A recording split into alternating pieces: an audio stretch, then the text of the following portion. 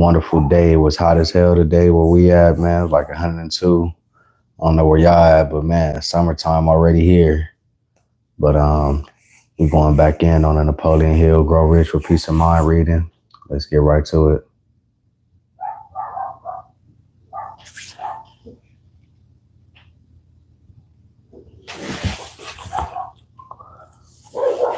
Close the door on your past and keep it closed. I have heard it said that you never really get over the death of a loved one. This is so in the sense that every circumstance of your life, every joy and every sorrow has an effect in shaping you into what you are. But you have great control over the way it shapes you. Never forget that. I am one of those who believe in doing away with the natural emotion of sorrow when death occurs. Tears and sorrow are provided by nature as a safety valve for the overflowing emotions. Yet most people wait too long to close the door on mourning, or they never close it. We say there is no use in worrying over something you can't control. Yet we worry over death for unconscionable periods of time, knowing all the while we cannot control it. The physical body comes from the air and the soil and goes back to the sources from which it came. Perhaps the mental and spiritual portions of some mysterious essence of life also go back to the sources we can sense but cannot discover. So be it. Carry along with you not the pain you knew when a loved one died, but rather the positive and sustaining memories. As life is a natural process, so death is also. Do you think it is possible to have only one great love in your life? Especially if that love was sealed in marriage? Human experience proves this is not so. While I believe firmly in marriage, I know the word marriage is not always synonymous with the word happiness. You have the right to happiness, and this is your life. When a marriage turns out to have been a mistake, when it can be broken but it is not broken, then the mistake is perpetuated and shadows all the rest of life. Sometimes the door of the past must be closed upon a marriage before either party to that marriage or both can find any kind of life success. A job that is past opens a new door to the future.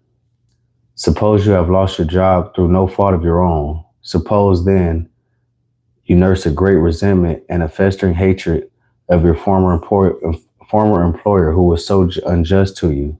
Meanwhile, you are going around looking for another job and something is saying no to any prospective future employer.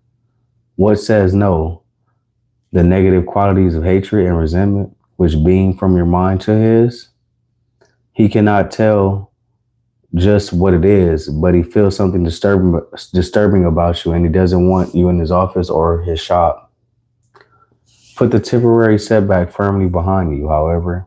Go out with a determined will to get a better job than the one you lose. And anyone who interviews you will feel the positive qualities that you mean good, man. What if you are questioned about your former employer? Say nothing bad about him. What was bad must always stay in the past and never be allowed to hinder the future. I appreciate y'all for tapping into the live, man. Jobs also seem to be favorite spots in which to grow grudges. Of course, you have rights, and it is no part of success or peace of mind to allow yourself to be stepped upon. Many little scratches in human relations, however, are nothing but that, just little scratches, and need not be reacted to as though they were deep wounds. How big are you? It takes a big person to succeed. To begin with, it takes a big person to see what is big and worth one's attention, rather than waste emotional energy on trifling matters. When you see how you damage yourself by bearing resentment and grudges, you can put small annoyances in the past as soon as they occur. At times it is advisable to talk things over, point out how another person wounds others, and start afresh with the air cleared.